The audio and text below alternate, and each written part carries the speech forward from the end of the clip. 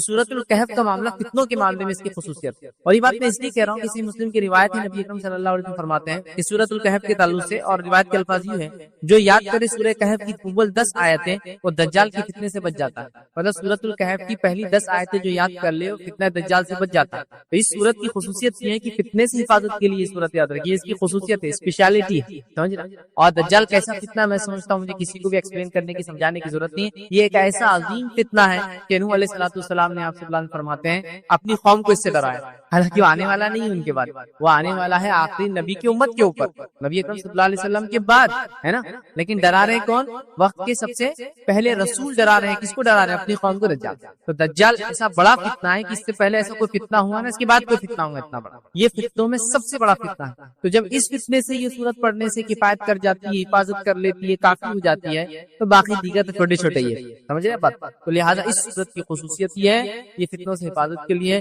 سورۃ الکہف کا گہرا تعلق دجال سے اور دیگر قیامت سے پہلے آنے والی فتنوں سے ہے، لیکن وہ ڈیٹیلز میں ہم نہیں جائیں گے آج، چونکہ دجال سے متعلق ہمارا ٹاپک نہیں ہے۔ لیکن سورۃ الکہف کے تعلق سے جو آج میں جو بات رکھا ہوا ہے کہ سورۃ الکہف کے ذریعے ہم فتنوں سے کیسے بچ سکتے ہیں، تو اسباق، اور آج میں آپ کو خاص طور سے سورۃ الکہف کے ذریعے دنیا میں پائے جانے والے آج کل کے سب سے بڑے 4 بڑے فتنوں سے حفاظت کیسے کی جا سکتی ہے وہ باتیں میں آپ کو، اور یہ 4 بڑے فتنے 4 واقعات سے ریلیٹڈ ہے جو قرآن نے بیان کیے، یہ 4 بڑے فتنے جس سے سورۃ الکہف کیسے ذریعہ بن سکتی ہے ان فتنوں سے حفاظت کے لیے، کیسے سبق لے سکتے ہیں ان فتنوں سے حفاظت کے لیے، تو وہ 4 واقعات ہیں، 4 واقعات 4 مختلف جس کو کہیں گے چیزوں کے تعلق سے، اور ان مختلف چیزوں کو اگر ہم دیکھیں اس کا الٹ دیکھیں تو فتنوں کے تعلق سے، تو 4 بڑے فتنوں سے ہم کیسے محفوظ رہ سکتے ہیں اگر سورۃ الکہف کی 4 واقعات کو اگر ہم سمجھ لیتے ہیں۔ تو آئیے سورۃ الکہف سے جو اسباق ہم لیں گے، اور جو فتنوں سے حفاظت یا فتنوں کے دور میں سورۃ الکہف سے جو اسباق لیں گے، اور وہ 4 خاص فتنے جس کے اندر انسان ملوث ہو کے اپنے آپ کو برباد کرتا ہے، دنیا اور آخرت برباد کرتا ہے، وہ چاروں فتنوں کے تعلق سے سورۃ الکہف کیا سبق دیتی ہے، وہ 4 فتنے ہم دیکھیں گے۔ تو پہلا فتنہ جو ہم دیکھیں گے انشاءاللہ جس کے اندر کی کیا سبق ملتا ہے اس فتنے کے اندر، وہ ہے دین اور ایمان کا فتنہ، مطلب دین اور ایمان کے معاملے میں آپ فتنے میں پڑ جائے، مشکل میں پڑ جائے، یہ ہم دیکھیں گے، اور اس کے لیے ہم سورۃ الکہف کا واقعہ لیں گے، اصحاب کہف کا واقعہ۔ دوسرا ہم دیکھیں گے انشاءاللہ مال و دولت کا فتنہ، اور اس کے تعلق سے سورۃ الکہف سے ہم سبق حاصل کریں گے وہ 2 باغ والوں کے واقعے سے۔ تیسری نصیحت ہم اس سے لیں گے علم کا فتنہ، اور علم کے فتنے کے معاملے میں ہم اس سے سبق لیں گے موسیٰ علیہ السلام اور خضر علیہ السلام کے واقعے سے۔ اور چوتھا سبق جو ہم لیں گے اس سورت سے آج انشاءاللہ جس وہ ہوں گا عہد کا، منصب کا، عہدے کا، بادشاہت کا فتنہ، اور اس معاملے میں ہم جو ذوالقرنین کی زندگی سے جو ہے اس واقعے سے جو سورہ کہف میں اس سے نصیحت اور سبق حاصل کریں۔ تو 4 قسم کے فتنے ہم دیکھیں گے، اور چاروں قسم کے فتنے کے اندر ہم جو ہے سورہ کہف کو کیا نصیحت کرتا ہے وہ دیکھیں گے، اور یہ 4 بہت بڑے بڑے فتنے ہیں، ایسے بڑے بڑے اور خطرناک فتنے جو انسان کی دین اور دنیا دونوں برباد کر دیتے ہیں، بہت ہی خطرناک فتنے۔ تو اگر سورۃ الکہف سے یہ سبق ہم لے لیں جس کے تعلق سے نبی اکرم صلی اللہ علیہ وسلم فرمایا کہ ہر جمعہ سورۃ الکہف کو پڑھنا چاہیے، ہم کو جو نصیحت کی کہ ہر جمعہ جو سورۃ الکہف کو پڑھنا چاہیے،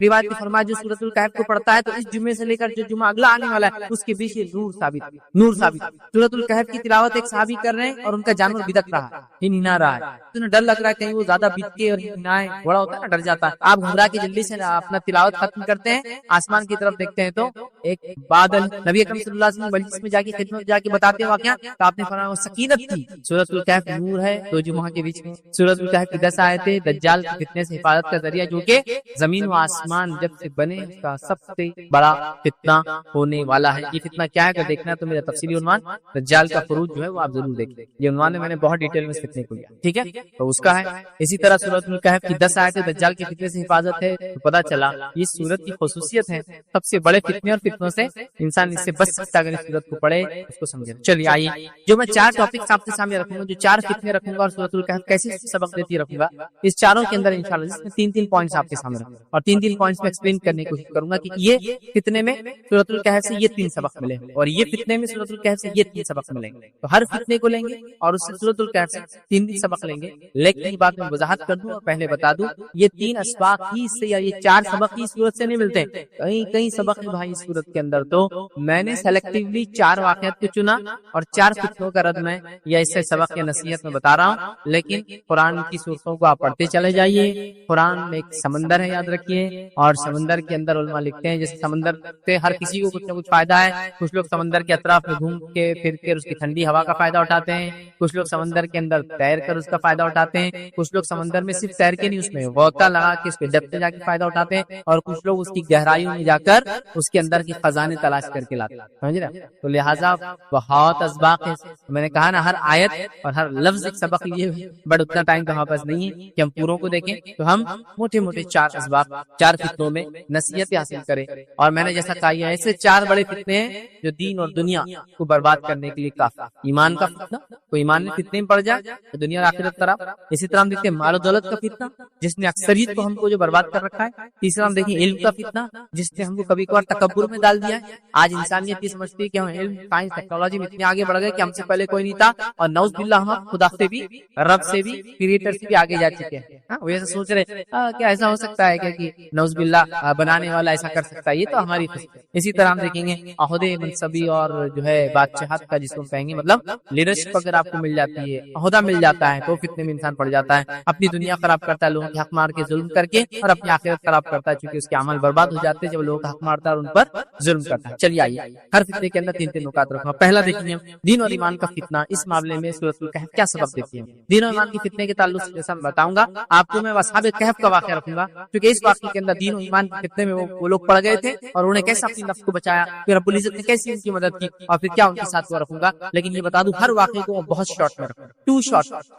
شارٹ۔ وجہ یہ کہ اگر سورۃ الکہف کے واقعات کی اگر ہم دیکھنا شروع کر دیں، اتنے پیارے پیارے، اتنے بہترین، اتنے نصیحت والے یہ واقعات ہیں جس کی کوئی انتہا نہیں۔ اصحاب کہف اتنا انٹرسٹنگ واقعہ ہے جس کی کوئی انتہا نہیں یاد رکھی، اور اتنے نصیحتیں اس میں، نصائح جس کو کہیں گے موجود ہے، ہر واقعہ ایسے۔ لیکن میں شارٹ نہیں، بہت شارٹ، کسی کو تفصیلات میں جانا ہے تو سورۃ الکہف کو اٹھائے، جہاں ہر جمعہ ہم اس کی تلاوت کرتے ہیں، اگر نہیں کرتے تو شروع کر دیں، اور اگر تلاوت کرتے ہیں تو ہر جمعہ کوشش کریں کہ ترجمہ بھی اس کا پڑھنا شروع کر دیں، ٹھیک ہے؟ تو بہرحال آپ کو ڈیٹیلز واقعے سننے کو ملیں گے، میں بہت شارٹ۔ چلیے آئیے اصحاب کہف کا واقعہ کیا ہے۔ اصحاب کہف کا واقعہ بہت سرسری طور سے شارٹ میں یہ ہے کہ 4 نوجوان تھے جن کی تعداد اللہ ہی بہتر جانتا ہے کہ وہ 9 تھے اور اس سے زائد کتنے تھے اور اس سے کم کتنے، ٹھیک ہے، لیکن مختلف اقوال ملتے ہیں۔ تو اصحاب کہف ہوا یہ کہ 4 نوجوان تھے جو ایمان لائے تھے۔ روایتوں کے مطابق آتا ہے کہ یہ روم کے کسی شہر، جو کہ اس زمانے میں یہ شہر ترکی کے اندر کوئی شہر ہوا کرتا تھا، واللہ عالم، کیونکہ ساری چیزیں اننون ہیں، کوئی فیکٹس ہمارے سامنے نہیں ہے، اللہ نے واقعے کو بیان کیا، ہم اس پر ایمان لاتے ہیں، ٹھیک ہے، لیکن بتایا جاتا ہے، روایتوں میں آتا ہے صحابہ کے، تابعین کے، تبع تابعین کے اقوال ہے بہرحال مفسر۔ تو ترکی کا کوئی شہر تھا جو اس زمانے میں رومی حکومت کا حصہ ہوا کرتا تھا، ٹھیک ہے، اور اس کے اندر 4 نوجوان تھے جو ایمان لائے تھے۔ روایتوں میں کہا جاتا ہے کہ اس زمانے کا جو بادشاہ تھا اس کا نام ڈیسیس تھا، ڈیسیس، یا اس کو عربی میں کہتے ہیں دقیانوس، ٹھیک ہے، اور اسی سے لفظ اردو میں دقیانوس آتا ہے جو پرانے خیال کا ہوتا اور اپنے آپ کو بدلنا نہیں چاہتا، ٹھیک۔ تو کنگ ڈیسیس وہ ایک بادشاہ ہوا کرتا تھا اور اس کا ایک زمانہ تھا، اور وہ اپنے آپ کو الہ اور معبود اور پتہ نہیں کیا کیا سمجھتا تھا، اور روایتوں کے مطابق جو بات سمجھ میں آتی ہے واقعہ عیسائیت سے پہلے کا ہے، مطلب یہ لوگ جب یہودیت، مطلب اسلام تھا لیکن جب ان لوگوں نے اپنے آپ کو اب یہود کہہ دیا، یہ اس زمانے کا بات ہے۔ موسیٰ علیہ السلام کی شریعت اس زمانے میں رہی ہوگی، اور بادشاہ جو تھا وہ جو ہے رومی بادشاہ تھا، تو اس کا مذہب جو بھی ان کے زمانے میں ان کا میتھیکل ریلیجن ہوتا ہے، مائتھولوجیکل ہوتا ہے، خاص جو بہرحال مذہب ہوتا ہے، اس ٹائپ کا اس کو مذہب رہا ہوگا بہرحال، اور وہ اپنے آپ کو بادشاہ یا تو رب سمجھتا تھا یا رب کا ریپرزینٹیٹیو سمجھتا تھا اپنے آپ کو دنیا میں، بہرحال وہ اپنے آپ کو بہت بڑی طاقت سمجھتا تھا، اور وہ لوگوں کو اسلام پر چلنے سے، ایک اللہ کو ماننے سے انکار کرتا تھا، لوگوں کو اس پہ ایمان لانے سے روکتا تھا۔ اور اس زمانے میں 4 نوجوان مل کر ایمان لائے۔ جب ایمان لائے تو روایتوں میں آتا ہے کہ ان کے شہر میں کوئی میلہ ہوا کرتا تھا، میلے کے لیے لوگ بستی سے باہر جاتے تھے، یہ نوجوان بستی سے باہر گئے اور سب مل کے جمع ہو گئے۔ اس میں سے ایک نوجوان نے کہا کہ ہمارے دل میں کوئی ایسی بات ہے، کچھ چیزیں ہیں جو شاید ہم کو ایک دوسرے کو بتا دینی چاہیے۔ مطلب یہ کہ وہ نوجوان فردن اللہ کو مان چکے تھے، دل میں ایمان لا چکے تھے، وہ با ایمان ہو چکے تھے، لیکن ان کو یہ نہیں پتا تھا کہ اور کون اس جیسا ہے۔ لیکن جب وہ بستی سے باہر، جب وہ مذہبی کوئی تہوار ہوا کرتا تھا، لوگ نکلے، یہ نوجوان بھی اس میں نکلے، لیکن وہ تہوار میں نہیں گئے اور جنگل میں کہیں رک گئے، تو ان کو ایسا لگا کہ شاید ہمارے دل میں کوئی ایسی بات ہے جو لوگوں کے پاس ہم نہیں بول سکتے، ابھی بول سکتے ہیں، اور پھر سب نے ایک کے بعد ایک بولنا شروع کیا، اور سب نے اظہار کیا کہ ہم ایک اللہ پر ایمان لاتے ہیں جو کہ کائنات کا بنانے والا ہے، وہ رب ہے، وہی سچا ہے، وہی معبود ہے، یہ بادشاہ اور یہ دنیا میں جتنے معبودان ہیں، لوگوں نے پتھر مٹی دیگر چیزوں کے بنائے ہیں، سب باطل ہیں۔ جب انہوں نے ایک دوسرے کے سامنے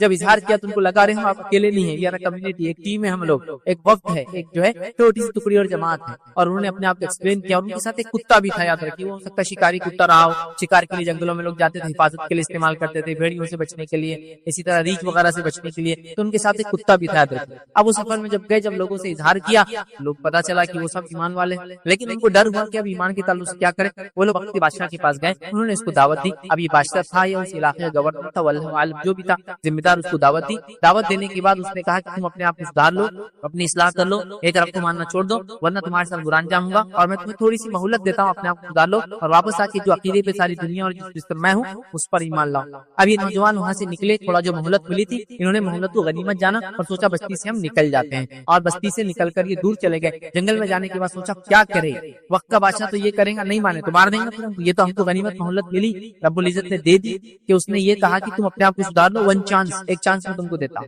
کیونکہ نوجوان، کچھ لوگوں نے لکھا کہ ان کو اس لیے نہیں مارا گیا، اور عام آدمی ہوتے تو مار دیے جاتے، یہ سرداروں کے بیٹے تھے، لیڈرز کے بچے تھے، مطلب جیسا کہ کنگ کے پاس جو وزیر وغیرہ واللہ اعلم، بہرحال اس نے نہیں مارا، ایک مہلت۔ یہ لوگ بستی سے نکلے، اب سوچا کیا کریں گے، اور سوچا کہ چلو گفا میں جا کے بیٹھ جاتے، ایک گفا دیکھی، گفا میں جا کے بیٹھ گئے، اور بیٹھنے کے بعد اللہ رب العزت نے کہا کہ اللہ رب العزت نے ان کے کان بند کر دیے اور ان پر نیند طاری ہو گئی، اور اس کے بعد وہ سو گئے، لیکن کھلی آنکھ کے ساتھ سوئے۔ کھلی آنکھ کے ساتھ سوئے مطلب اللہ نے ان کے دین و ایمان کو بچانا سوچا، اور بچانے کا یہ طریقہ تھا کہ اس زمانے کو گزرنے دیا جائے، اور اس زمانے کے لوگوں کا عقیدہ یہ بھی تھا کہ دوبارہ تو انسان اٹھنے والے نہیں ہیں، یاد رکھیے، لہٰذا ان کو سلا دیا گیا، اور سلایا ایسا گیا کہ ان کا کتا جو ہے چوکھٹ پہ بیٹھا تھا، مطلب باہر بیٹھا تھا گفا، ایسا بیٹھا جیسے شکاری کتے بیٹھتے ہیں، اور یہ لوگ جو اندر سوئے تھے تو پلٹتے بھی تھے، سورج نکلتا اور ڈوبتا بھی تھا، اور یہ لوگ الٹ پلٹ بھی ہوتے، جیسے نہیں سوتے تھے کہ زمین کھا جائے، کروٹیں لینا جس کو کہتے ہیں لیتے تھے، اور خصوصیت یہ تھی کہ ان کی آنکھیں کھلی تھی، یہ آنکھیں بند کر کے نہیں سوئے تھے، آنکھیں کھلی تھی، اس لیے قرآن نے کہا کہ اللہ نے ان کے کانوں پر پردہ ڈال دیا، سن نہیں پاتے تھے کچھ، آنکھیں کھلی تھی کہ اگر دیکھنے والا آ کر دیکھے تو اللہ نے ان کے اندر ایک ہیبت ڈال دی، ہیبت سمجھتے ہیں، خوف ڈال دیا، ڈر ڈال دیا کہ لوگ ان کو دیکھتے اگر غلطی سے آ بھی گئے پور ہو جاتے، تو کسی کو بتا بھی نہیں پاتے تھے کیا دیکھا، کہاں دیکھا، کیا دیکھا، مطلب اللہ نے حفاظت کی۔ اور کتے کے تعلق سے علماء لکھتے ہیں اس کو بھی ایسا رکھا کہ وہ بھی جاگتا رہتا تھا، مطلب وہ بھی سویا ہوا تھا، لیکن وہ بھی ایسا ہوتا ہے کہ ایک آنکھ کھلی رکھ کے بیٹھا تھا، پھر وہ ایک آنکھ بند ہوتی دوسری کھل جاتی، مطلب وہ سو رہے تھے، کانوں پہ پردہ تھا، لیکن لوگوں کو دکھتا تھا وہ جاگ رہے ہیں۔ کتا بھی ایسا تھا کہ ایک آنکھ کھلی رکھتا، دوسری بند کرتا، دوسری کھلی، آٹومیٹک سسٹم چلتا تھا، اور ہیبت اللہ نے کے دلوں میں ڈال دی تھی تاکہ کوئی لوگ آتے تو وہاں سے بھاگ جاتے تھے۔ یہ سوئے رہے اور سوئے رہے، لمبا زمانہ سوتے رہے، ایک زمانے کے بعد اٹھے، اٹھنے کے بعد ایک دوسرے سے پوچھا کتنا سوئے، کسی نے کہا دن کا کوئی ایک حصہ سوئے ہوں گے، چلو نکلتے ہیں، سب نے مل کر کہا دیکھو خاموشی سے نکلو یہاں سے، یہ پیسے لو، کچھ پیسے ان کے پاس تھے، تو جا کے کھانے پینے کا سامان لے کے آؤ شہر سے، ایک کو طے کیا کہ تم جاؤ گے، وہ آدمی نے پیسے لیا اور چھپاتے شہر کے پاس پہنچا، جب شہر کے پاس پہنچا تو دیکھتا ہے کہ شہر میں تو ایسا کچھ بھی نہیں ہے جو اسے چھوڑ کر گیا تھا، اس کو لگتا ہے وہ پاگل ہو گیا، دیوانہ ہو گیا، یا وہ خواب دیکھ رہا ہے دن کے اندر۔ اب آپ کو سوچیے کوئی سو گیا، اور روایتوں میں آتا ہے عبداللہ بن عباس رضی اللہ عنہ اور دیگر لوگوں کے قول ہے کہ وہ شاید 309 سال سوئے تھے، 309 ایئرس، سمجھ رہے تو 309 سال سوئے تھے، واللہ اعلم، پھر بھی ہم نہیں جانتے، تو 309 سال سوئے تھے۔ اب آپ سوچیے کہ سمجھ لیجیے آج سے 300 سال پہلے کا اورنگ آباد شہر، اس کے بعد کوئی سو کے اٹھ کے آج آ رہا، اب ایڈوانسمنٹ آج سمجھ 300 سال پہلے کا تو اورنگزیب کا زمانہ ہے، تو شہر بن رہا ہے اورنگ آباد، اور آج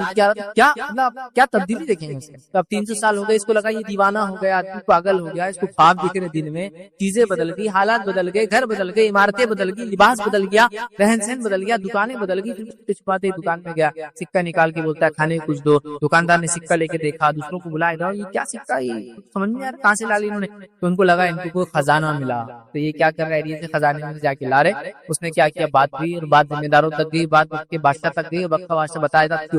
کیوڈوس اس کا نام تھا، لیکن اسلام قبول کر چکا تھا اور مسلم تھا، واللہ اعلم۔ بہرحال وہاں جاتے ہیں، وقت کے بادشاہ کو بتاتے، وقت کا بادشاہ کہتا ہے کہ یہ کہاں سے ملے، پھر وہ لڑکا بتاتا ہے کہ ایسا ایک گفا ہے، وہاں ہمارے اور بھی دوست ہیں، ہم لوگ ایسے سوئے تھے، سو کر جب اٹھے تو یہ حال ہے۔ لوگوں میں یہ بات مشہور تھی کہ چند نوجوان ایمان لائے تھے آج سے کچھ 100 سال پہلے، لیکن وہ کبھی نہیں ملے کاغذ، مشہور تھے واقعہ، اور بالکل وہ سکے لے کے آئے، اسی وقت کے بادشاہ کے سکے لے کے آئے، وہی نوجوان تھے، تعداد وہی تھی، لوگوں نے دیکھا ان کا کتا تھا اس گفا کے پاس، بادشاہ بھی کیا، شہر کے لوگ گئے، دیکھا کرا، اور بہرحال اس کے بعد اس کو دیکھنے کے بعد، ملاقات کے بعد اللہ رب العزت نے ان سب کو موت دے دی، کیونکہ اللہ کو بتانا تھا کہ اللہ جیسا پہلی بار پیدا کرتا دوبارہ پھر اٹھائے، اور وہ نوجوان بہرحال انتقال کر جاتے ہیں۔ اور اس کے بعد پھر ان میں اختلاف ہوا کہ اس گفا کے پاس مسجد بنائی جائے، عبادت گاہ بنائی جائے، لیکن کوئی پسندیدہ عمل نہیں تھا، لیکن انہوں نے اختلاف کیا آپس میں کہ بنانا چاہیے، یہ کوئی صحیح چیز نہیں ہے، لیکن کیا انہوں نے، بہرحال قرآن نے کہا کہ مسجد تعمیر کی جائے، عبادت گاہ بنائی جائے، اس طرح کے ڈسپیوٹ ہوئے اور ان کا معاملہ پھر ختم۔ تو اللہ نے اس کے ذریعے یہی بتا دیا کہ ہم جس طرح پہلی بار تم کو پیدا کرتے دوبارہ پھر اٹھائیں گے، اس اصحاب کہف کو سلانے کے بعد اٹھایا، اسی طرح ان لوگوں کا جو کہتے ہیں عیسیٰ علیہ السلام آسمان میں کیا کر رہے ہوں گے، واللہ عالم، جو بھی کر رہے ہوں گے، اصحاب کہف بھی تو 300 سال سو کے اٹھے نا، اللہ نے پھر ان کو لا لیا، تو عیسیٰ علیہ السلام بھی گئے ہیں اس حالت میں، واللہ عالم، پھر آئیں گے قیامت سے پہلے، اور ہم ہر انسان جس طرح سے زندہ ہے مرنے کے بعد پھر اٹھنے والا ہے، یہ اصحاب کہف کا ایک سبق تھا بہرحال۔ لیکن ہم جو دیکھ رہے ہیں اصحاب کہف سے یہاں دین اور ایمان کا فتنہ، ہم یہاں سے یہ پوائنٹ سے لینے والے، یہ تھا پورا واقعہ، بہت مختصر، بہت شارٹ۔ چلیے اس واقعے میں جو چیزیں ہم نے سیکھی، جو بہت اہم میرا نقطہ تھا، وہ تھا دین و ایمان کے فتنے میں اصحاب کہف نے کیسے گائیڈ کیا ہم لوگوں کو۔ پہلی چیز یاد رکھی وہ یہ تھی توحید کو تھامنا، ان نوجوانوں نے جو سب سے پہلا کام کیا وہ توحید کو تھاما. توحید سمجھتے نا, ایک اللہ کو ماننے کو ایسا چمچے اس کو توحید. سب سے پہلا کام نوجوانوں نے کیا, توحید کو تھاما. تو میں گزارش کروں گا اصحاب کہف نے جس طرح سے ایمان لانے کے بعد توحید کو تھام دیا, ہم تمام لوگ بھی توحید کو تھام لیں. جس کو توحید مل گئی اس کو دنیا مل گئی, اس کو آخرت مل گئی. جس کو توحید نہیں ملی اس کی دنیا برباد ہوگی, اس کی آخرت برباد ہوگی. میری باتوں کو کان کھول کر سب سنیں. توحید سب سے اہم چیز ہے, یاد رکھیے, اس کے علاوہ کچھ نہیں. توحید کی نعمت, توحید کی دولت, توحید سے بڑی کوئی چیز دنیا میں نہیں. یاد رکھیے, ایک اللہ کو ماننا, اسی کی عبادت کرنا, اس کے اسماء و صفات پر ایمان لانا, ٹھیک ہے, اور اسی کو رب اپنا تسلیم کرنا, یہ سب سے بڑی دولت ہے اگر کسی کو ملی ہے. توحید. توحید اصحاب کہف سے جو پہلا واقعہ دین اور ایمان کے فتنے سے بچنے کا ہمیں سیکھنے کو ملتا ہے. توحید کو لازم جانے, توحید کو وہ کرے. اور ہم دیکھتے ہیں دنیا کی چکا چوند انسان کو توحید سے دور کر دیتی ہے. دنیا کی رنگینیاں, سائنس, ٹیکنالوجی, مال, دولت, عورت, نشہ, رشوت, برائی, گندگی, یہ تمام چیزیں انسان کو توحید سے دور کرتی ہے. یہ جگمگاہٹ بولتے ہیں, انسان کو اس طرف لپکتی ہے. لیکن غور سے سنیے, یہ تو ابھی سادی سیدھی ہے, تو دجال آنا باقی ہے. تو اگر اس چکا چوند میں آ کر ہم اگر توحید کو چھوڑ دیتے آج, تو کل جب دجال آئیں گے تو کیا ہماری حیثیت رہیں گے, کیا اوقات اور کیا بساط رہیں گے. کیونکہ وہ تو سب سے بڑا فتنہ زمین و آسمان کے بیچ میں جو اللہ نے پیدا کیا ہے. تو بہرحال ہم کو اس سے سبق ملتا ہے. اسی طرح دنیا کی قوموں کے پاس جو کچھ بھی رنگینیاں ہوں وہ کچھ بھی کام کی نہیں آتا. کہ اصل چیز ہے توحید کی نعمت, توحید کی دولت, توحید سب سے اہم چیز ہے. یاد رکھیے, اور اصحاب کہف نے اسی کو بچا. یاد رکھیے, توحید کو یاد رکھیے. اور اللہ رب العزت فرماتا ہے سورہ کہف کے اندر, سورہ نمبر 18 آیت نمبر 14 میں اللہ فرماتا ہے, ہم نے ان کے دل میں اس وقت مضبوط کر دیے جب وہ اٹھے اور انہوں نے اعلان کر دیا, ہمارا رب تو بس وہی ہے جو آسمان اور زمین کا رب ہے, ہم اسے چھوڑ کر کسی دوسرے معبود کو نہیں پکاریں گے. اگر ہم ایسا کریں گے تو بالکل جو ہے بیجا بات کریں گے. یہ فالتو بات ہم سے بڑی غلطی ہوئی بیجا کہ ہم اپنے رب کو چھوڑ کر کسی اور کی بات. تو انہوں نے توحید کا اعلان کر دیا. اس واقعے سے جو دین و ایمان کے فتنے سے بچنے کا جو دوسرا سبق ہم کو ملتا ہے وہ یہ صحبت صالح. صحبت صالح, اچھے دوستوں کی صحبت, گڈ کمپنی کا امپورٹنس پتا چلتا ہے. پہلے وہ نوجوان اکیلے اکیلے تھے اور ڈرے, پھر وہ بستی سے نکلے وہ میلے میں جانے کے لیے, اور پھر بستی سے الگ ہو گئے کیونکہ ان کو شرک کے میلے میں جانا نہیں تھا. جب وہ الگ ہو گئے تو ایک جگہ آ گئے. جب ایک جگہ آئے تو لوگوں نے کچھ نے کہا کہ کچھ نہ کچھ تو بات ہے جس کی وجہ سے ہم سب یہاں جمع ہوئے. چلو میں اپنی دل کی بات پہلے رکھتا ہوں کہ میں اس لیے آیا ہوں کہ میں ان کو رب نہیں مانتا ہوں. پھر دوسرے نے کہا, پھر تیسرے نے کہا, پھر سب نے کہا, اور پھر ایک گروپ بن گیا. اور انہیں ہمت آ گئی, اتنی ہمت آ گئی کہ وہ وقت کے بادشاہ کے پاس دعوت دینے چلے. اور وقت کا بادشاہ بھی شاید اکیلا کوئی انسان آتا رہو بولتا تھا اس کو ختم کر دو, لیکن اس نے دیکھا نوجوان سرداروں کے بیٹے ایسے ختم کیے جا سکتے ہیں, تو مہلت بھی دی, چھوٹ بھی دی, اور ان کی بات بھی سنی. تو اچھی صحبت کا اثر یہاں پتا چلتا ہے. یاد رکھیے, تو فتنے سے بچنے کے لیے ہم خیال لوگوں کا ایک جگہ جمع ہونا توحید پر بڑا ضروری ہے, یا توحید پرستوں کا فتنوں کے زمانے میں ایک ساتھ رہنا بڑا ضروری ہے. اور آج کل ہم اس کی جماعت کی اہمیت, ایک ساتھ رہنے کی اہمیت, یا مسلمانوں کی ایک جگہ رہنے کی اہمیت ہم لوگ بھول چکے ہیں. تو ہمیں اس سبق کو یاد کرنا ہے. اصحاب کہف کیا ہوئے, توحید پر تھے, اکیلے اکیلے تھے, پھر جمع ہوئے, اور جمع ہو کے ایک طاقت پر, اور وقت کے بادشاہ کو دعوت دی. وہ بھی سوچتے مجبور ڈائریکٹ انکار نہیں کر سکتے, سمجھ رہے بات. تو لہٰذا جمع ہوں ایک جگہ. یاد رکھیے, تو آج ہم دیکھتے ہیں ہم بری صحبت کو اختیار کرنا چاہتے ہیں. آج ہم دیکھتے ہیں ہم برائی کے ساتھ بلکہ بری صحبت پہ ہم فخر کرتے ہیں. میں ان کے ساتھ رہتا ہوں, ہمارے بچے ان کے ساتھ رہتے ہیں. بری صحبت پہ فخر اختیار کرتے ہیں. فخر اختیار کرنے کی چیز نہیں. یاد رکھیے, اچھی صحبت اختیار کرنے کی ضرورت ہے. اللہ عز و جل نے نبی کریم صلی اللہ علیہ وسلم کو نصیحت کی, اور کیا فرمایا سنیے. سورہ کہف سورہ نمبر 18 آیت 28 میں فرمایا رکھا, وَاصْبِرْ نَفْسَكَ مَعَ الَّذِينَ يَدْعُونَ رَبَّهُمْ بِالْغَدَاةِ وَالْعَشِيِّ يُرِيدُونَ وَجْهَهُ. اللہ فرماتا ہے, کہتا ہے, اور اپنے دل کو ان لوگوں کی معیت پر مطمئن کر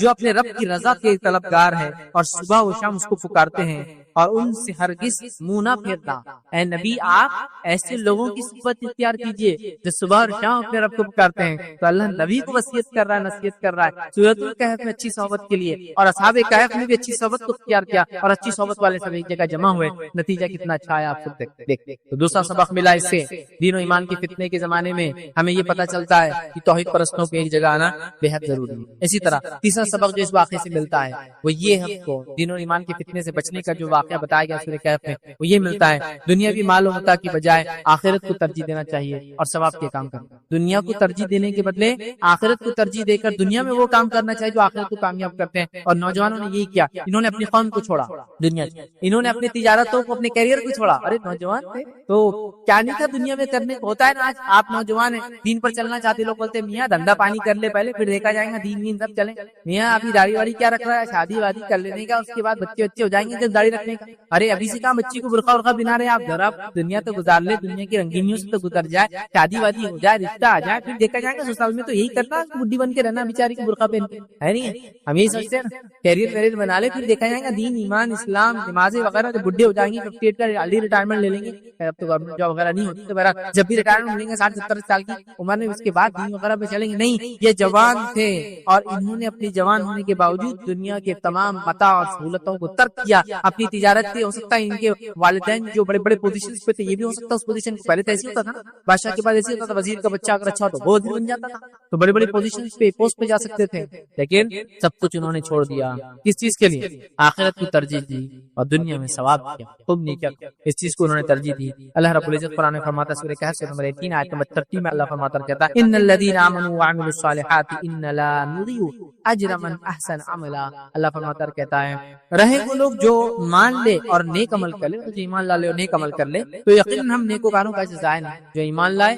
اور نیک عمل کرے اللہ ان کے اجر کو ضائع نہیں. تو یہ نوجوان ایمان لائے اور انہوں نے یاد رکھیے نیک کام کیا. اور اسی طرح جو ہے سورہ کہف سے ہم کو یہ بات بھی پتہ چلی اس واقعے سے کہ دنیا کی کوئی حیثیت نہیں ہے. اللہ فرماتا ہے سورہ کہف سورہ نمبر 18 اور آیت نمبر 7 اور 8 میں اللہ فرماتا کہتا ہے ان جعلنا ما علی الارض زینۃ لها لنبلوهم ایہم احسن عملا وانا لجاعلون ما علیہ صعیدا جرزا. اللہ فرماتا کہتا سنیے, واقعہ یہ ہے کہ جو کچھ سرمایہ بھی زمین پر ہے اس کو ہم نے زمین کی زینت بنا دیا ہے تاکہ ان لوگوں کو آزمائے ان میں کون بہتر عمل کر کے آتا ہے. زمین پہ جو کچھ ہے یہ چمک ہے اس کی, اور ہم چاہتے ہیں اللہ آزمانا چاہتا ہے اس میں کون اچھے عمل کر کے آتا ہے. آخر کار اس سب کو ہم ہی چٹیل میدان بنا دینے والے, اور ایک زمانہ آئے گا اللہ ان تمام چیزوں کو دنیا کی چٹیل میدان بنا دے گا. یہ سونا, یہ چاندی, یہ بنگلے, یہ گھر, دولت, محلات, جائیداد, کیا کیا سائنس ٹیکنالوجی, یہ وہ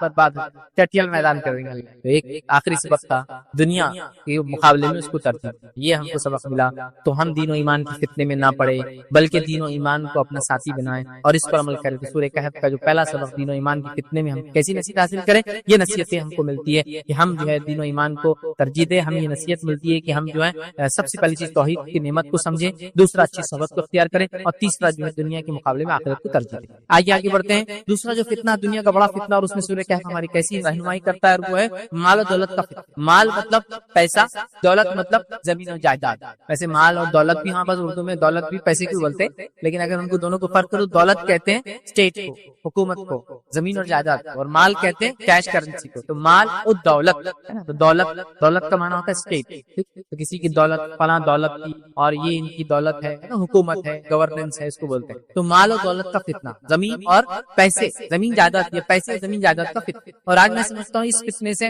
ہم میں سے کوئی بھی نہیں بچا ہے, بلکہ اللہ کے رسول صلی اللہ علیہ وسلم نے فرمایا پچھلی امتوں کا فتنہ عورتوں سے شروع ہوا تھا, میری امت کا فتنہ مال ہے. امت محمدیہ کا فتنہ کیا ہے؟ مال ہے, غربت نہیں. پچھلی امتوں کے فتنے کچھ اور ہے, ہمارا فتنہ کچھ اور ہے. تو مال و دولت تو ہمارا فتنہ ہے. مال فتنہ ہے, یاد رکھیے. دولت اسی سے ریلیٹڈ ہوتا ہے, چونکہ مال جس کے بعد ہوتا ہے اسی کے بعد زمین ہوتی ہے, ٹھیک ہے. اس لیے مال و دولت کامنلی ایک ساتھ یوز ہوتا ہے, لیکن دونوں میں ڈفرنس ہے, ٹھیک ہے. مال و دولت کا فتنہ ہم دیکھتے ہیں بہت بڑا فتنہ, یاد رکھیے. اور اس فتنے کو سمجھنے کے لیے سورہ کہف کیسا ہم کو گائیڈ کرتا ہے. دو باغ والے انسان کا واقعہ. ایک انسان تھا جو کافر تھا, اور ایک انسان تھا مومن تھا. کافر مالدار تھا, مومن غریب تھا, سماج کا نچلا حصے میں اس کو کاؤنٹ کیا جاتا تھا. یہ دونوں کا ایک واقعہ قرآن نے بیان کیا. میں بہت شارٹ میں اس واقعے کو رکھتا ہوں, پھر آگے ہم اس سے نصیحتیں لیں گے. واقعہ یوں ہے کہ ایک انسان تھا, اس کے دو باغ تھے. باغ کیسے تھے, اس کے باغ کی کیفیت بھی اللہ رب العزت نے بیان کی. دو باغ ہے, ایک ادھر اور ایک ادھر باغ, اور باغ کے بیچ میں نہر بہہ رہی ہے, اور باغ کے بیچ کے اندر دونوں طرف کھجوروں کے جھاڑ ہے, اور بیچ میں انگوروں کا باغ ہے, اور اس کے بیچ میں ہر چیز لگی ہوئی ہے, اور بیچ میں سے بالکل عین باغ کے بیچ میں سے نہر جاتی ہے, اور اس کے بیچ میں چھوٹی چھوٹی نہریں اس نے لے رکھی ہے, اور آرام سے اس کا باغ چلتا ہے. اور مطلب وہ مالدار انسان ہے, اس کے پاس پھل بھی ہے,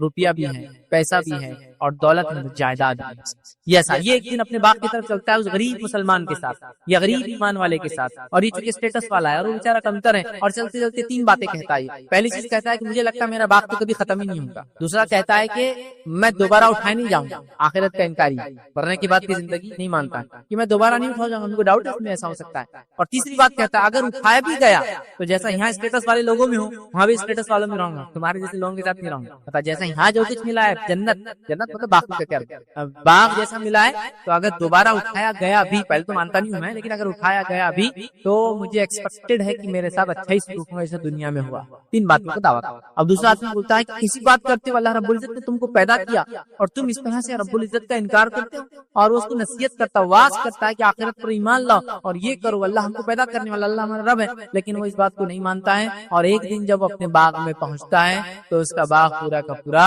बर्बाद हो जाता है, खत्म हो जाता है और कुछ भी नहीं बचता। तो मालदार इनकार करने वाला और गरीब मुसलमान ईमान वाला, मालदार इनकारी और गरीब आस्थावान ईमान रखने वाला, ये दोनों का एक मकालमा है। और उससे हमको क्या नसीहतें मिलती है, मुख्तसर वाक़या मैं आपको सुना चुका हूँ। उसकी मालदारी ने उसको तकब्बुर किब्र की तरफ ले गया, उसकी मालदारी ने शायद कुफ्र की तरफ ले गया, उसकी मालदारी ने उसको जो है ऐसी बातों की तरफ ले गया कि शायद ये दुनिया कभी खत्म, मतलब मेरा बाग कभी खत्म नहीं होगा और मैं कभी दोबारा उठा नहीं जाऊंगा, और उठाया गया भी तो इज्जत वाले इकराम वाले लोगों के साथ मेरा जैसा यहाँ मामला है वैसा वहाँ होगा। रब्बुल इज्जत ने उसके बाग को बर्बाद कर दिया, उसके मालो दौलत और उसका सरमाया पूरा का पूरा बर्बाद हो गया। तो मालो दौलत के फितने में हम सब फंसे, हम सब फंसे है ना। जाह और जलाल, मालो दौलत क्या क्या प्रॉब्लम्स लाती है आप अंदाजा नहीं कर सकते। इतनी सारी बुराइयां सिर्फ मालो दौलत के साथ। ये मत समझिए कि इस्लाम मालो दौलत को बुरा बोलता है, नहीं, मालो दौलत बहुत अच्छी नेमत है अल्लाह की भाई, लेकिन इसका इस्तेमाल अच्छा या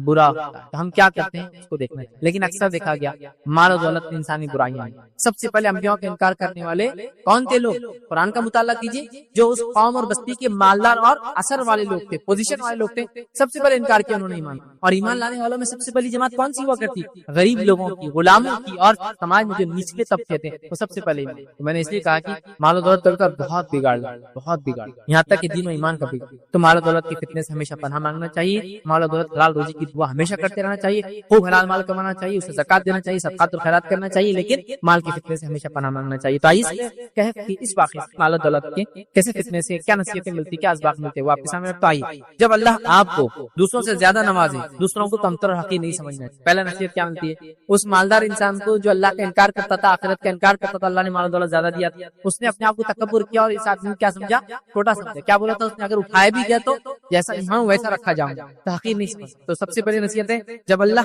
दूसरों से ज्यादा आपको माल दौलत दे तो किसी को हक़ीर नहीं समझना। माल दौलत अल्लाह की एक सिंपल एक नेमत। मुसलमानों में तो एक कहावत मशहूर, पैसा हाथ का मैल मानते हैं, आया और गया। देखिए हाथ पे कितना भी मैल लगे, कितना भी मैल लगेगा, इतना ढेरों मैल लगे, काले हाथ हो गए, सिर्फ पानी के नीचे हाथ डाल के यूं करना शुरू करो तब बह के चला जाए, पसीना आ जाए हाथ में, मैल निकल के चला जाता, फिर हाथ जैसे कि अच्छे हो जाते हैं ना। तो मैल भाई और चले जाए। ये इतना बेवफा है कि किसी के पास टिका नहीं आज तक, इधर से उधर ऐसा छलांगे मारता, ट्रांसफर होता। कभी कभार देखी लाइफ में आप किसी की बादशाहत तो उसकी फकीरी भी देखते। मैं मिसालें देना नहीं चाहता हूँ, वक्त नहीं होती मिसाल, बहुत बेवफा। लेकिन ये वो खतरनाक दोस्त है जिसको लोग बनाते हैं, जो सबसे ज्यादा बर्बाद करता है हमारा ईमान और अकीदा और तकब्बुर, बड़ाई और क्या क्या इब्राहिम लाता। मेरे पास वक्त नहीं बोलने, बहुत बात है ना। सबसे पहला काम, मेरे पास माल दौलत है, कभी दूसरों को हक़ीर नहीं। ये मालदार इंसान ने जो अल्लाह का इनकार कर रहा था, आखिरत का इनकार कर रहा था, उसने समझा माल दौलत सब कुछ है और एक ईमान वाले को हक़ीर समझा। आज यहाँ पर बहुत हो गया, जिसके पास माल दौलत है वो गरीब मुसलमानों को हक़ीर समझते हैं, उनके साथ बैठना खाना, उनकी दावतों को कबूल करना उससे बुरा समझते हैं। रिस्क कभी मत लीजिए, क्योंकि माल ऐसा हाथ छोड़ के जाता है, इतना बेवफा होता है, आप इमेजिन, आप सोच भी नहीं सकते। अगर किसी ने जिंदगी में देखा हो तो वो समझ सकता है कितना बेवफा कैसे चला जाता है। आपने खूब माल कमाया, जायदाद, गवर्नमेंट ने बोला जायदाद पे स्टे, यहाँ कुछ नहीं बन सकता, ये फलां जोन हो गया, ये पार्क बन गया, ये जू बन गया, क्या करते रहो, कैसा परेशान है। आपने माल दौलत कमाया, तिजारत लगाई, आग लग गई आपके बिजनेस में, अचानक आग लगने के बाद क्या हुआ? पूरा बिजनेस जल गया, चले गया ना माल। कैसा छोड़ा ना? कभी कोई सोच सकता है ताजिर जिसका करोड़पति है, उसका तिजारत में वो है, और अचानक आपने माल और दौलत जानवरों की शक्ल में खूब बड़ा की, फार्म हाउसेस से ये, और अचानक बीमारी और पूरे जानवर मर के चले। कैसा तुम दूसरे दिन कैसा होता ना?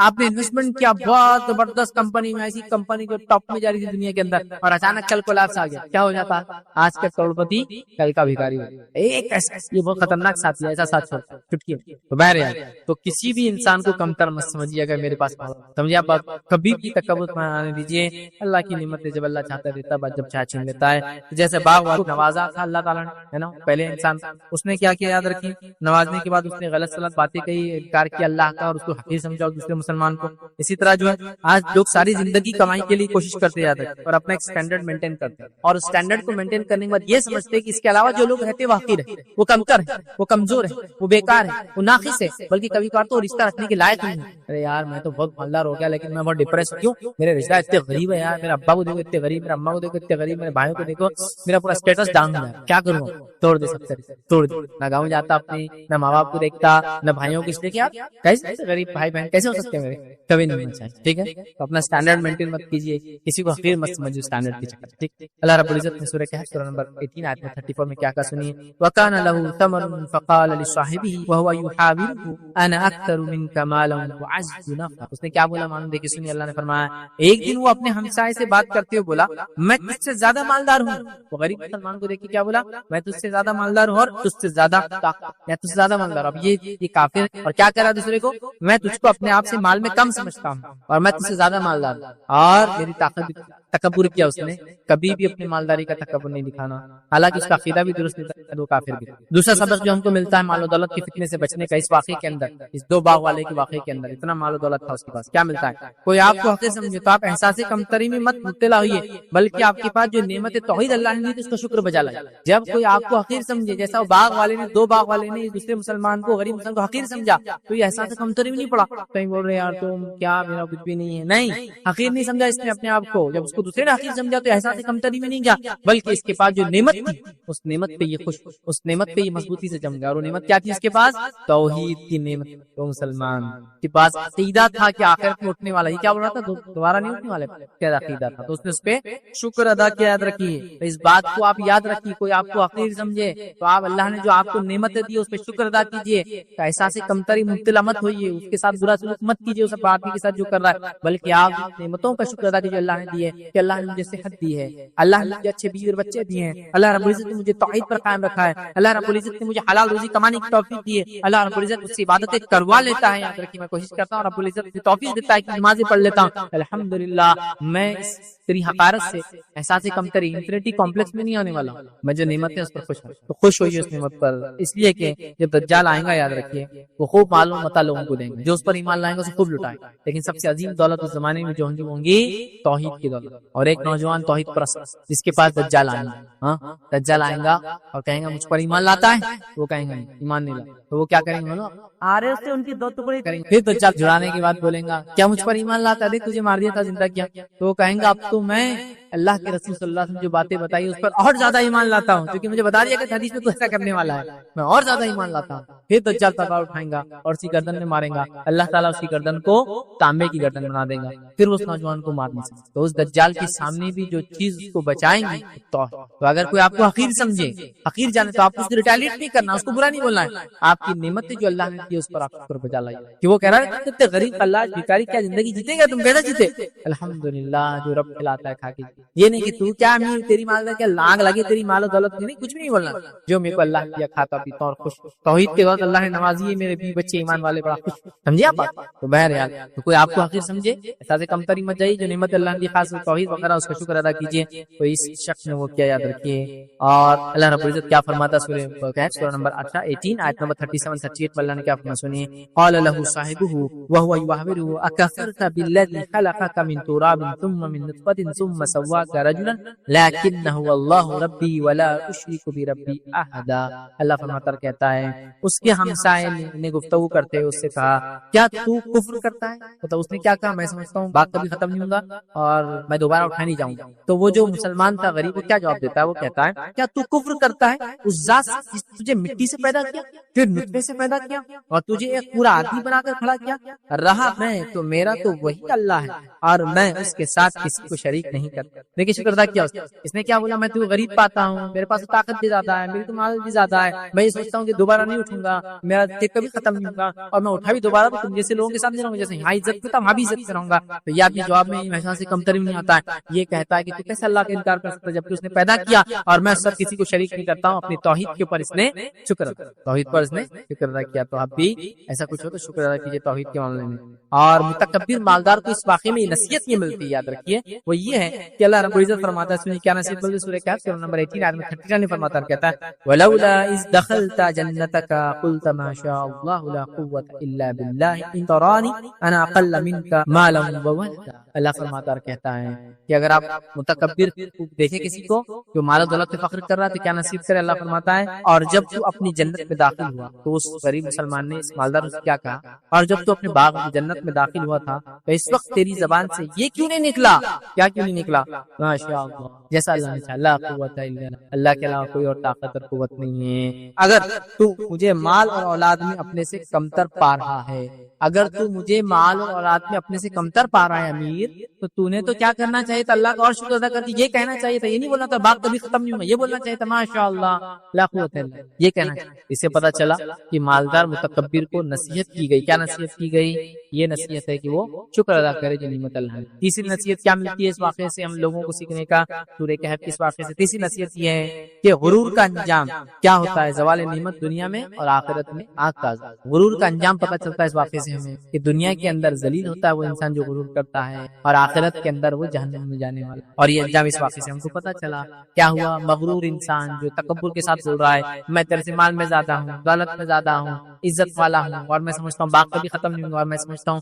آخرت کبھی نہیں قائم ہوگی، دوبارہ نہیں اٹھنے والا، اور میں سمجھتا ہوں اٹھا بھی تو اچھا میرا نہ لوں گا، اس کا انجام کیا وہ سن لیجیے۔ اللہ رب العزت کیا فرماتا ہے قرآن کے اندر، اسی سورت کے اندر، سورہ کہف سورہ نمبر 18 آیت 42 میں اللہ نے فرمایا رکھا وَأُحِيطَ بِثَمَرِهِ فَأَصْبَحَ يُقَلِّبُ كَفَّيْهِ عَلَى مَا أَنفَقَ فِيهَا وَهِيَ خَاوِيَةٌ عَلَى عُرُوشِهَا وَيَقُولُ يَا لَيْتَنِي لَمْ أُشْرِكْ بِرَبِّي أَحَدًا۔ اللہ فرماتا ہے اور اس کے سارے پھل گھیر لیے گئے۔ اب وہ باغ کا حال کیا ہوا جب اس نے تکبر کیا؟ اللہ نے پورے پھلوں کو اس کے برباد گھیر دیے گئے، پس وہ اپنے اس خرچ پر جو اس نے اس میں کیا تھا اپنے ہاتھ ملنے لگا، اور وہ باغ تو اوندھا الٹا پڑا تھا، ایسا بھور آیا، بونڈر، سائیکلون، ٹائکون، جو بھی پھیلال تھا وہ آیا، پورے اس کے کھیتی کو پھلوں سے الٹا کر دیا۔ آپ دیکھیے ایک جھاڑ میں اچھے جام، اچھے آم، اچھے سیب، اچھے انار لگے، اور ایک زبردست تیزی یا تھنڈر سٹارم، بارش، اولے وغیرہ گر جائے، پورے پھل نیچے پڑے، اور ایک ہی دن میں کیڑا سب اندھا کر دیا اللہ نے۔ جو اس نے محنت کی تھی، پیسہ لگایا تو ہاتھ ملنے لگا، اور کیا کہنے لگا؟ ملنے لگا، اور باغ اندھا الٹا پڑا تھا، اور وہ شخص یہ کہہ رہا تھا کاش میں اپنے رب کے ساتھ کسی کو شریک نہ کرتا۔ تو نصیحت کیا ملی؟ تکبر کا انجام دنیا میں نقصان، خسارہ، اور آخرت میں جہنم کا عذاب۔ تو یہ دوسرا سبق تھا اس سورت سے، سورہ کہف سے، جو ہم نے حاصل کیا، اور بڑا اہم سبق۔ آئیے سورۃ الکہف سے تیسرا سبق جو ہم حاصل کریں گے آج، اور جو بڑا فتنہ ہے، اس فتنے سے بچنے کا وہ ہے علم کا فتنہ۔ علم کے فتنے سے ہم کیسے بچیں، سورۃ الکہف کے پس منظر میں دیکھیں گے۔ اور علم کا فتنہ بہت خطرناک فتنہ ہے، جیسا میں نے کہا سائنس ٹیکنالوجی میں انسانیت نے اتنا ایڈوانسمنٹ کر لیا کہ انسان نعوذ باللہ یہ سوچ رہا ہے کہ ہم سب کچھ کر سکتے ہیں، سب کچھ مطلب سب کچھ، ہمارا کوئی کریٹر نہیں، ہم خود اپنے آپ کے کریٹر ہے، ہمارا کوئی خالق نہیں، ہم خود اپنے آپ کو ہم بنانے والے، اور ہم پیدا کر سکتے ہیں چیزوں کو، ہم بنا سکتے ہیں، سائنس ٹیکنالوجی ہم اتنے آگے جا رہے ہیں، یہ کر سکتے ہیں، وہ کر سکتے ہیں، وہ کر سکتے ہیں، وہ کر سکتے ہیں، اور یہ سوچ رہا ہے کیا خدا کچھ کام باقی ہے؟ خدا نے بنایا اور بستی کو، دنیا کو چھوڑ دیا، اب سب کچھ ہم کر، بلکہ ہم اور ایڈوانس جا رہے ہیں۔ یہ رہا ایک عام بات۔ دوسرا اس میں ان کے فتنے میں یہ لے سکتے ہیں وہ لوگ جن کو اللہ نے علم دے رکھا ہے، سائنسدان وغیرہ وغیرہ وغیرہ، ایسے جو لوگ ہوتے ہیں وہ بھی اپنے علم کے فتنے میں نہ پڑے، اپنے آپ کو عاجز رکھیں۔ تیسری چیز یہ پتہ چلتی ہے کہ وہ لوگ دین کا علم رکھنے کا دعویٰ کرتے ہیں، وہ لوگ اس فتنے میں نہ پڑے کہ مجھے اگر دین کا علم ہے، اللہ نے کچھ مجھے تھوڑا بہت علم دے رکھا ہے تو میں بہت کچھ، یا ہر قسم کا جس کے پاس علم ہے وہ فتنے میں نہ پڑے اس کے، بلکہ اللہ سے دعا کرے کہ اللہ اس علم کو میرے لیے نفع بخش بنائے، اور میں جو علم رکھتا ہوں اس میں بعمل رہوں۔ سمجھ رہے بات؟ تو لہٰذا علم کا فتنہ بڑا خطرناک فتنہ ہے، اس دور میں فتنہ اتنا بڑھ چکا ہے کہ لوگ ملحد ہو رہے ہیں، اللہ کا انکار کر رہے ہیں اس علم کی وجہ سے، ہے نا۔ سائنس ٹیکنالوجی میں نے سیکھ لی، اب میں رب کو نہیں مانتا نوز باللہ، تو لوگ انکاری بن رہے ہیں، لوگ علم حاصل کر کے متکبر بن رہے ہیں، سائنسدان متکبر، ڈاکٹر صاحب اتنے متکبر کہ لوگوں سے بات بھی نہیں کرتے، تکبر کی بنیاد پہ کم بات کرتے ایک الگ بات ہے، مصروفیت کیسے نہیں کرنے لگا، لیکن متکبر، ارے یار چھوٹے موٹے لوگ کیا بات کریں گے، میری بات کیا سمجھ رہا بات، یا میں دینی عالم ہوں، عالم میں تھوڑا بہت علم ہوں، تھوڑا بہت اچھا تقریر دیتا ہوں، تو میرے میں اتنا تکبر آ گیا کہ میں لوگوں سے نہیں ملتا، لوگوں کو حقیر سمجھتا اپنے آپ کو۔ علم ہے بیس کو بناتے، علم بہت بڑا فتنہ اگر اس کا استعمال نہ ہو۔ ہمیشہ علم کے فتنے سے اللہ سے پناہ مانگنا چاہیے، علم حاصل کرنا چاہیے، اور کبھی بھی تکبر نہیں کرنا چاہیے جو علم ہمارے پاس ہے۔ تو آئیے اس کے لیے ہم سورہ کہف سے کیا واقعہ لے سکتے ہیں؟ موسیٰ علیہ السلام کا واقعہ ہم لیں گے، اور اس سے سیکھیں گے کہ ہم کیسے بچ سکتے ہیں۔ موسیٰ علیہ السلام کا واقعہ کیا ہے، بہت مختصر بیان کرتا ہوں۔ موسیٰ علیہ السلام اور خضر علیہ السلام کا واقعہ۔ موسیٰ علیہ السلام ایک بار بنی اسرائیل کو خطبہ دے رہے تھے، بنی اسرائیل میں سے کسی نے پوچھا کہ اے موسیٰ، دنیا کے اندر سب سے زیادہ علم والا انسان کون ہے؟ موسیٰ علیہ السلام کو لگا کہ میں وقت کا برگزیدہ نبی ہوں، اور اولو العزم پیغمبر جو گزرے ہیں یاد رکھیے وہ 5، نوح علیہ السلام، ابراہیم علیہ السلام، موسیٰ علیہ السلام، عیسیٰ علیہ السلام، اور محمد صلی اللہ علیہ وسلم، یہ 5 برگزیدہ پیغمبر گزرے۔ تو موسیٰ علیہ السلام کو لگا کہ میں ہی ہوں گا، تو آپ نے کہہ دیا میں میرے پاس سب سے زیادہ اللہ رب العزت نے کہا، کیونکہ اللہ رب العزت یہ چاہتا تھا، حدیث کے اندر الفاظ آتے ہیں کہ جو موسیٰ علیہ السلام سے بھی سوال ہوتا آپ نے کہنا چاہیے تھا اللہ سب سے زیادہ علم والا، تو اللہ نے ان کی پکڑ کی موسیٰ علیہ السلام، یہ اللہ نہ بولتے، موسیٰ نے یہ کہا کہ میں سب سے زیادہ علم والا ہوں، چلو جاؤ موسیٰ تم کیا کرو، نکلو ایک سفر پر اور جاؤ ہمارے بندے کے پاس جس کو ہم نے علم دے رکھا ہے، دیکھو ذرا تم نے یہ کہا تم کے سب سے زیادہ علم، جاؤ ذرا۔ موسیٰ علیہ السلام نکلتے ہیں، اور پورا واقعہ بہت لمبا ہے، بہت شارٹ میں جا رہا ہوں، ایک مچھلی لے کے نکلتے جو کہ علامت ہوگی، مچھلی جہاں پانی میں جائیں گی اس کا मतलब वहाँ मूसा अलैहि सलाम को उस शख्स से अल्लाह मिलाएगा जिससे मिलाना चाहता है, और मूसा अलैहि सलाम को उसका जवाब मिलेगा कि इल्म में जो उन्होंने कह दिया मैं सबसे रहने वाला। और मूसा अलैहि सलाम यूशा बिन नून जो कि अभी सहाबी रसूल है, ये बाद में चल के नबी बने बनी इसराइल के आदमी। और ऐसे वाक़यात हमको मिलते हैं कि कुछ लोग पहले सहाबी थे किसी नबी के, और बाद में अल्लाह ने उनको नबूवत दी। तो यूशा भी उनमें से एक है, यूशा इब्न नून,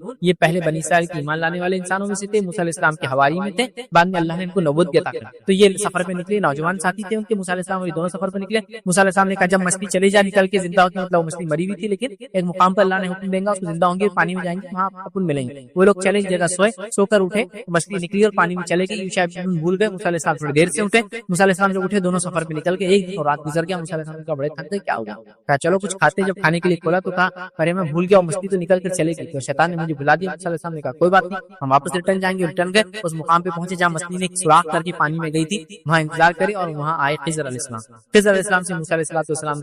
की मुलाकात हुई, और खिज़र अलैहिस्सलाम और मूसा अलैहिस्सलाम निकले, उस नहर के किनारे से चले। एक कश्ती दिखी, कश्ती को हाथ बताया गया, लोगों ने पहचाने ये खिज़र है, और खिज़र का एहतराम करते चूंकि वो नून थे उस इलाके के अंदर, शायद कहा कि आप आइए और बगैर पैसे के सफर कीजिए कश्ती में। वो बगैर पैसे के सफर करने कश्ती में बैठे। कश्ती चले चले एक मुकाम तक पहुंची, और खिज़र अलैहिस्सलाम ने कश्ती का एक तख्ता निकाला, खामोशी में लोग जब नहीं देख रहे थे तोड़, और मूसा अलैहिस्सलाम को पहले बता दिया था मेरे साथ चलोगे तो खामोश रहना तुम्हारा काम है, और जब मैं बताना चाहूंगा तब मैं बताऊंगा मैंने क्यों किया। लेकिन मूसा अलैहिस्सलाम को ताब नहीं आया, एक आदमी आपको फ्री राइड दे रहा है, कश्ती में फ्री बिठाया, और तुम कश्ती तुमने तोड़ दिया, खराब कर, अमेजिंग, अजीब की बात। और उसी दौरान जो तोड़ने से पहले एक वाकया ये रिवायत के तरह आता है कि खिज़र अलैहिस्सलाम मूसा अलैहिस्सलाम खड़े थे, चिड़िया आई, और चिड़िया आके उस कश्ती के ऊपर बैठी और उस नहर में से पानी पिया, या उस दरिया की बड़ी पानी पिया। तो खिज़र अलैहिस्सलाम ने कहा मूसा ये चिड़िया क्या बता रही है मालूम? तो मूसा अलैहिस्सलाम ने कहा क्या? तो ये बता रही है कि जितना पानी मैंने अपने चोंच में लिया, जितना पानी मैंने अपने चोंच में लिया, इतना ही तेरा और मेरा मिलाकर अल्लाह के इल्म के मुकाबले। अल्लाह का इल्म समंदर जैसा है,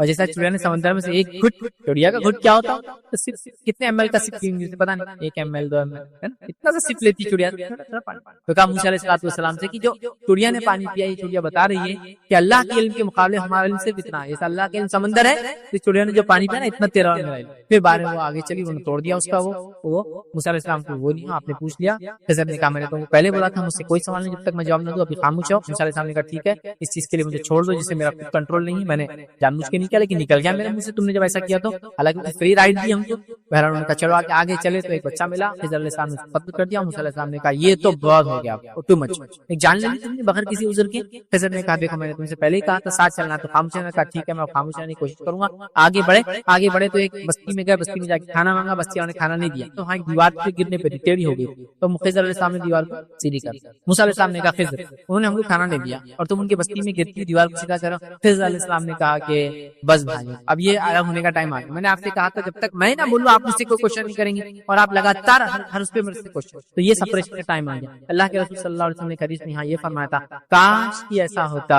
कि मूसा खिज़र से सवाल ना करते तो न जाने अल्लाह कितने अजीब गरीब चीजें हमको बता देता उसके जरिए, मतलब कैसे अजीब गरीब वाक़यात हो रहे हैं। खिज़र अलैहिस्सलाम ने कहा अब तो फिनिश हो गया, आपसे मैंने पहले बोला था मुझसे कोई सवाल नहीं जब तक मैं जवाब नहीं, तो मैंने कश्ती का तख्ता तोड़ा तो भी पूछा, लड़का क्या खत्म किया तो भी आपने पूछा, मैंने कहा नहीं पूछना, अब फिर पूछा आपने, कहा अभी हमारे अलग होने का टाइम है, चलिए मैं आपको बता देता हूँ क्या क्या चीजें मैंने जो किया और क्यों किया। पहला मैंने तख्ता इसलिए तोड़ा उस कश्ती का कि अल्लाह ने मुझे बता दिया था बजरी वही कि एक बादशाह जो अच्छी कश्तियों को कब्जे में ले रहा है, तो मैंने कश्ती का तख्ता तोड़ दिया जिससे पानी अंदर आया। जब ये कश्ती वहां पहुंची हमारे उतरने के बाद, जब बादशाह ने इसको पकड़ा, जब देखा कश्ती फूटी हुई तो उसने इस कश्ती को छोड़, तो गोया मैंने उसके फायदे के लिए काम, वरना उसकी कश्ती उसके हाथ से बादशाह क्या कर रहा था, कब्जा कर दिया। कब्जा में बादशाह जबरदस्ती ले लेते चीजें, कुछ पैसे उसके बदले। कहा दूसरा जब हम बच्चे के पास गए जो खेल रहा था बच्चों के अंदर, मैंने उसे खत्म किया कि अल्लाह का हुक्म था मुझे, और वो बड़ा होकर जो है काफिर बनने वाला था जिससे अपने वालिदैन को आजमाइश में डालने वाला। अल्लाह रब्बुल इज्जत ने चाहा कि उसके वालिदैन के साथ उसने सुलूक करे, अच्छा मामला करे, और वो कितने महीना पड़ा ईमान के लिहाजा उसको। उसके बाद तीसरी जगह जब हम पहुंचे, दीवार जो गिरने की थी वहाँ खजाना था 2 यतीम बच्चों का, और अल्लाह चाहता था कि उन यतीमों के बड़े होने के बाद वो खजाना मिले। दीवार गिर जाती, खजाना निकल जाता, अल्लाह ने जो किया मैंने दीवार बना दी। अभी दीवार तब तक अच्छी रहेगी इंशाल्लाह जब तक बच्चे बड़े होंगे, उसके गिर जाएंगे,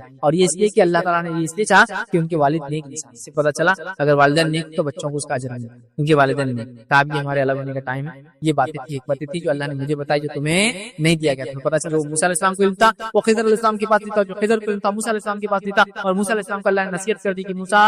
تم کو ہر چیز کا علم نہیں ہے، تم سے یہ سوال ہوا تھا کہ علم کس کو سب سے زیادہ، تم نے بات میری طرف نسبت کرنا تھا تو تم نے کیا کیا، یہ کہا کہ مجھے ہے، یہ تمہاری غلطی تھی۔ اور موسیٰ علیہ السلام سمجھ گئے کہ اللہ رب العزت کو علم ہے، اور اللہ رب العزت سر چشمہ علم کا ہے، تمام علوم اسی سے آتے ہیں۔ انسانیت نے تمام علم بھی دنیا اور کائنات حاصل کر لیا تو اس چڑیا کی ایک فٹ کے برابر ہی ہوگا جو سمندر سے اس نے پیا ہے۔ سمندر میں کوئی کمی آتی ہے اس سے، بس اتنا علم ہے انسانیت کے پاس جو ٹوٹل وہ حاصل کریں گے اللہ رب العزت کے علم کے مقابلے۔ ارے اللہ کا علم تو چھوڑو، اللہ کے صرف نام صفات آپ لکھنے بیٹھیں گے تو اللہ فرماتا ہے کہ پورے جھاڑ اگر قلم بنا دیے جائے اور پورے سمندر سیاہی بنا دی جائے تو بھی اللہ کے کلمات ختم نہیں ہوں گے، حتیٰ کہ اس کے بیکنگ میں 7 اور سمندر لا کے ڈال دیا جائے تو بھی ختم نہیں ہوں گے۔ اتنی حکمت ہے اللہ رب العزت، اتنا علم اللہ رب العزت۔ انسانیت کچھ بھی نہیں ہے، تھوڑا بہت ہم کو جو ملا ہے یہ تو اللہ رب العزت نے اپنے حقیر بندے پہ نواز دیا۔ تکبر کس چیز کا ہے؟ اور عاجز ہو جانا کہ جو علم دیا اللہ، بس عمل پیرا کر دے ورنہ تو ناکام رہا۔ کتنے لوگ ہوں گے آخرت میں، تو واقعہ آپ کو یاد ہے جو اللہ نے فرمایا ایسے لوگ ہوں گے جو جہنم کے اندر لوگ جمع ہوں گے ایسا گھیراؤ کے ساتھ، اور وہاں وہ لوگ کیا کر رہے ہوں گے، گدھا یا کولو کے بیل جیسا یا گدھے کے جیسا ان کو گھمایا جا رہا ہوں۔ پوچھا جائے گا تم تو وہ لوگ ہو دنیا میں جو ہم کو اچھائی کا حکم دیتے تھے اور برائی سے روکتے تھے، اب تمہیں کیا ہو رہا ہے؟ تو کہا جس چیز کا تمہیں حکم دیتے تھے ہم خود عمل نہیں کرتے، اس کے نتیجے میں آج یہ سزا مل رہی، اس کے نتیجے میں جو ہے یہ سزا مل رہی۔ علم ہے بعمل، اس کی دعا کریں۔ چلیے اس واقعے سے کیا نصیحتیں ملتی ہے سورہ کہف کے، جس میں علم کا فتنہ جو میں ٹاپک لے رہا ہوں اور کیسے علم کے فتنے سے ہم بچے، کیا نصیحتیں ملتی؟ پہلی نصیحت جو ہم کو ملتی ہے یاد رکھیے وہ یہ، اللہ ہی حقیقی علم سے خبردار ہے، اللہ ہی حقیقی علم کا سر چشمہ ہے، اللہ ہی کے پاس سے سارے علم آتے ہیں۔ اس بات کو سب سے پہلے جو کچھ ہم نے کیا، جو کچھ سائنسدانوں نے کیا، جو کچھ ہم کر سکتے ہیں مسلمان ہونے کے ناطے کو میں یہ کہہ رہا ہوں میں کچھ کر رہا ہوں، سائنس ٹیکنالوجی میں آگے بڑھ رہا ہوں، دنیا کو نفع بخش چیزیں دے رہا ہوں، یہ اللہ کے فضل سے میری کوئی خصوصیت اور خوبی نہیں ہے۔ تو پہلی چیز ہے اللہ ہی حکیم ہے۔ موسیٰ علیہ السلام کو اللہ نے خضر علیہ السلام کے پاس کیوں بھیجا؟ اس لیے کہ انہوں نے واللہ عالم کہنا چاہیے تھا سب سے پہلے تو کہ اللہ ہی جانتا کس کو سب سے زیادہ علم ہے، وہ نہیں کہا اور دوسرا کہہ دیا میں نے میرے نے، اور اللہ نے پکڑ کی کہ موسیٰ کا کام تھا یہ کہنا کہ اللہ، ٹھیک ہے، تو سب سے پہلی چیز۔ دوسرا، لوگ اللہ کے علم و حکمت سے زیادہ آج کل کفاروں کے علم حکمت چال بازیوں کے تعلق سے پریشان رہتے ہیں، ان کی یہ چال ہے، ان کی وہ چال ہے، ان کی آرگنائزیشن کو 100 سال ہو گئے ان کی منصوبہ بندی ہے، یہ آرگنائزیشن 1100 سال سے ان کی منصوبہ بندی ہے، وہ فلاں آرگنائزیشن یہ کر رہی ہے تو فلاں آرگنائزیشن یہ کر رہی ہے، فلاں لوگوں کا منصوبہ پوری انسانیت کو جہنم میں لے جانے کا فلاں لوگوں کا منصوبہ ہے۔ ارے ان سب کے تمام منصوبے مل کے بھی کچھ نہیں کر سکتے، اس لیے کہ اللہ رب العزت کو اس کا علم تھا، تو اللہ رب العزت خود ان کو ان کی چال بازی میں پھنساتا ہے۔ اس کا مطلب یہ نہیں کہ میں کہہ رہا ہوں مسلمانوں کو ایک دم بھولی بکری بن کے کسی کے پیچھے بھی چلو، میں یہ نہیں کہنا چاہتا، بولنا یہ چاہ رہا ہوں کہ جو چال بازی کرنے والا کر رہا ہے رب العزت کو اس کا بھی علم ہے، اور اللہ رب العزت ان کی چال بازی سے امت کو بچائیں گا اگر امت توحید پر قائم رہے اور جس طرح سے اس کے نبی نے عمل کیا کرتے رہے، احکامات کا عمل لائے، منع چیز کردہ چیزوں سے رکتی رہے، تو اللہ رب العزت کا کام اس کی حفاظت کر سکتے۔ ہم لوگ بڑے اس کی تنظیم، یہ خفیہ تنظیم یہ کر رہی ہے، یہ آرگنائزیشن 100 سال سے یہ کر رہی ہے، وہ آرگنائزیشن سب بیکار ہے۔ اللہ رب العزت ہر چیز کا علم ہے، تو لوگوں کی چال بازیوں کا بھی علم ہے، لوگوں کی اچھائی کا بھی، سب چیز کا اللہ تعالیٰ کو علم ہے، یہ بات کو آپ سمجھے گا، ٹھیک ہے۔ اسی طرح جو ہے ایک روایت آتی ہے جو سلسلۃ الحدیث صحیح ہے، روایت حدیث سنی حدیث اس طرح سے نبی اکرم صلی اللہ علیہ وسلم فرمایا جب موسیٰ علیہ السلام کی خضر علیہ السلام سے ملاقات ہوئی تو ایک پرندہ آیا، وہ جو واقعے میں رکھا، اور اس نے پانی اپنے چونچ میں بھر لیا۔ خضر علیہ السلام نے موسیٰ علیہ السلام سے کہا کیا تجھے علم ہے یہ پرندہ کیا کہنا چاہتا ہے؟ انہوں نے کہا نہیں، یہ کیا کہنا چاہتا ہے؟ خضر علیہ السلام نے کہا مجھے کہہ رہا ہے کہ تیرا اور موسیٰ کا علم اللہ تعالیٰ کے علم کے مقابلے میں اتنا ہی ہے جتنا سمندر کے مقابلے میں میری چونچ میں آنے والا پانی۔ تو اللہ رب العزت کی ذات اصل جب یہ پورے اتنے برگزیدہ نبیوں کا علم ایک چونچ میں پانی کے ہوتا ہے، تو یہ تنظیموں کا، یہ شر پسند لوگوں کا، یہ شیطان کی پیروکاروں کی چالوں کی کیا اوقات ہے ایسے؟ پر میں نہیں کہہ رہا ہوں معصوم بکری بن کے چلے، میرا بولنے کا مقصد یہ ہے ہم اللہ پہ توکل کریں، ایمان لائے جیسے لانے کا حق ہے، اللہ رب العزت ہماری بات کرے۔ دوسرا ہم اس واقعے سے کیا نصیحت سیکھتے اور علم کے فتنے سے ہم کیسے بچ سکتے ہیں اس واقعے سے، وہ یہ واقعات کے پیچھے موجودہ اللہ کی عظیم حکمتوں کو ہم سمجھیں۔ جو چیز زندگی میرے اور آپ کے ساتھ ہوتی ہے مجھے اس کا علم نہیں ہوتا ہے، لیکن اللہ کی عظیم حکمت کو آپ ذہن میں رکھیے کہ اللہ نے کچھ نہ کچھ حکمت سے یہ کام میرے ساتھ کروایا ہے۔ اور روایتوں میں الفاظ آتا ہے کہ کوئی کام مومن کے ساتھ نہیں ہوتا مگر یہ کہ اس کے لیے نفع بخش ہوتا ہے، جیسا کشتی میں سوراخ کر دیا، توڑ تختہ توڑ دیا خاموشی میں، خضر علیہ السلام ہے نا، اب کشتی والے پہ کیا گزری ہوں گی اس تھوڑی دیر، کب تک؟ جب تک کہ وہ کشتی چھوٹ لگے، کیا گزری ہوں گی کہ کس نے کیا میرے ساتھ، یہ لانا تو مناوا تو میری کشتی کو توڑ دی ہے نا۔ اور جیسی بادشاہ کے پاس گئے، بادشاہ بولا چل لاؤ کشتی لاؤ، اچھی کشتی کس کی لو، جب ٹوٹی ہوئی کشتی کا چھوڑ دیا تو ہاں چچ باؤ بہت اچھا ہو جو ٹوٹا ہے نا، اتنے جلدی انٹینشنز کیسے بدلتے ہم لوگ، ہم یہ سوچ لیں اللہ کی عظیم حکمت ہے، اللہ کا گریٹر پلان ہے۔ میں راستے جانو گر گیا اور پیر ٹوٹ گیا، اور ابھی تو میری ریس، ابھی تو میرے گیمز تھے، ابھی تو میرا اسپورٹس تھا، ابھی تو میرے کو ہیلتھ کی ضرورت تھی، ابھی تو بزنس ٹائم تھا، ابھی تو سیزن تھا، ابھی تو کھیتی کا ٹائم تھا، ابھی تو یہ تھا، ویٹ رک جاؤ، آسمان حکمت ہے اس کے پیچھے رب العزت کی، ہو سکتا ہے یہ ٹوٹنا اور تمہارا آرام کرنا تمہارے لیے خیر کا۔ ایک صحابی کو بتائیں لگے ان کو پیرالسس पैरालिसिस, फालिज, लकवा मार गया है ना, सुन होना था, हाफ बॉडी पैरालिसिस। अब इतने परेशान हो गए पैरालिसिस लोग, इतने परेशान हो किसी को इंतजार नहीं। जब पैरालिसिस खत्म होने के बाद उनकी बॉडी की चेकिंग वगैरह हुआ तो डॉक्टर्स ने ये डिटेक्ट किया कि उनकी फेफड़ों वगैरह में कुछ ऐसा मर्ज हो गया था कि जब वो पैरालिसिस हुआ और वो जब आराम करते रहे तो ऑटोमेटिक पैरालिसिस के साथ वो मर्ज भी क्योर हो गया। अगर वो अच्छे होते तो शायद इस मर्ज से उनको बहुत ज्यादा नुकसान होता और तकलीफ, बल्कि डॉक्टर ने शायद मर जाते उसके। हम नहीं मानते कि जब तकदीर में रहा वक्त आता तो इंसान मरना जब तभी मरता।